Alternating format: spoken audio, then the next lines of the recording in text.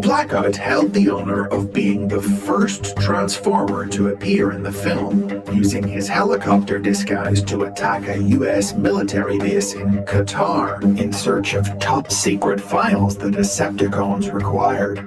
He massacred the base personnel to cover his tracks, and dispatched Scorponok to hunt down a small group of soldiers who managed to escape with video evidence of his assault.